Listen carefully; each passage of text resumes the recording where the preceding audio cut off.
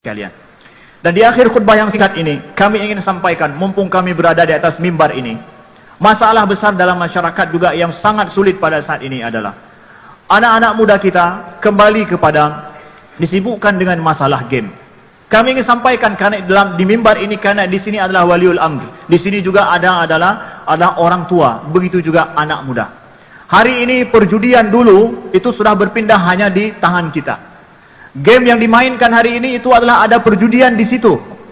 Hanya dalam kadang sekali duduk hanya 1 jam, 5 jam, 2 juta, 3 juta hilang uang daripadanya. Hanya apa? Gambling dengan game yang dia main. Cukup hanya sekedar search, kemudian hanya usap saja, kemudian nanti kemungkinan akan dapat uang. Beli chip, setelah beli chip kemudian Anda bisa gambling, bisa main judi. Hanya dengan sekedar satu tangan saja yang bergerak, Anda kemungkinan akan untung.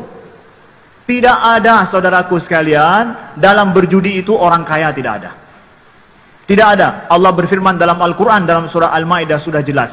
Ya ayyuhalladzina amanu innamal khamru wal maisiru wal ansabu wal azlamu rijsun min amali syaitan fajtanibuh. Wahai orang-orang yang beriman, sesungguhnya khamar, berjudi, ya, wal ansab, kemudian menyembelih untuk berhala, wal azlam, mengundi nasib dengan anak panah, ya, rijsun min amali syaitan, najis kata Allah daripada perbuatan syaitan. Fajtanibuh la'allakum tuflihun, jauhilah agar kalian beruntung. Innama yuridu syaitan an yuqi'a bainakumul adawata wal baghdha fil khamri wal maisir.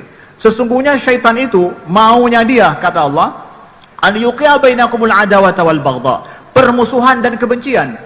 Orang yang berjudi tidak akan pernah akur. Satu menang, satu kalah. Tidak akan pernah akur. Satu menang, satu kalah.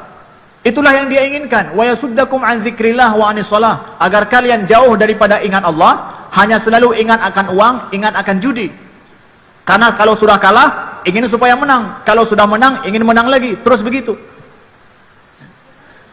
Ada sebuah studi di Inggris pada tahun 2006. Didapatkan bahwa yang pemain judi ini itu adalah kemungkinan dua. Yang pertama adalah pendidikannya rendah.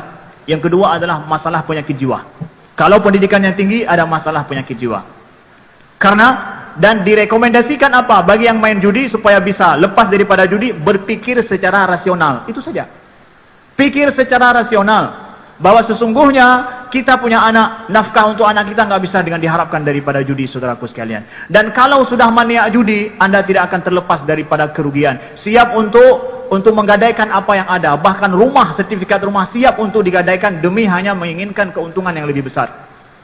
Maka sebelum terjadi ini, saudaraku sekalian, jangan menolong, jangan membantu perjudian ini ada di tempat kita. Untuk yang membuka kedai kopi, kafe, sesungguhnya Anda kalau menjual chip itu adalah haram hukumnya, tidak halal. Pendapatan daripada chip game yang di situ orang akan berjudi, atau bahkan game secara umum bagi anak-anak kita pada hari ini. Game pada anak kita menjadikan mereka rusak mental mereka, kemudian rusak karakter mereka. Kata-kata kotor di dalam game itu, kemudian maaf ada pornografi dalam game itu. Tidaklah itu menjadi halal pendapatan kita di situ. Anak kita bermain bukan seperti kita main catur. Dulu kita main catur mungkin hanya sekitar 15 menit karena penat, setelah itu tinggalkan.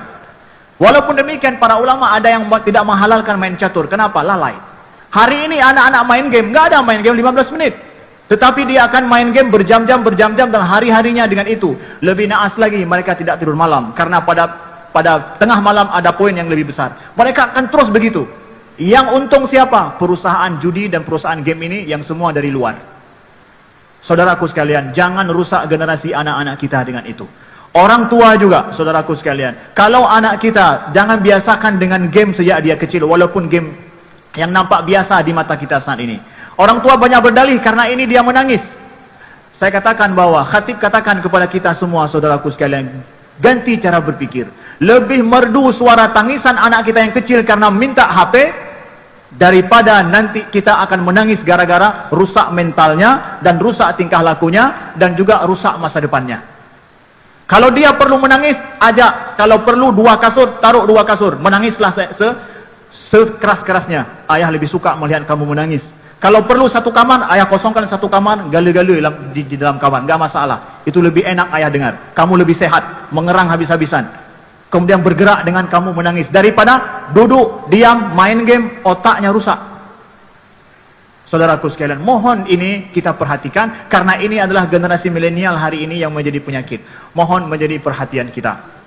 Mudah-mudahan apa yang khatib sampaikan, identitas kita jaga, kemudian masalah hari-hari kita sama-sama kita membantu untuk menjaganya. Janganlah mencari pendapatan daripada pendapatan yang tidak halal, yang syubhat, apalagi yang halal.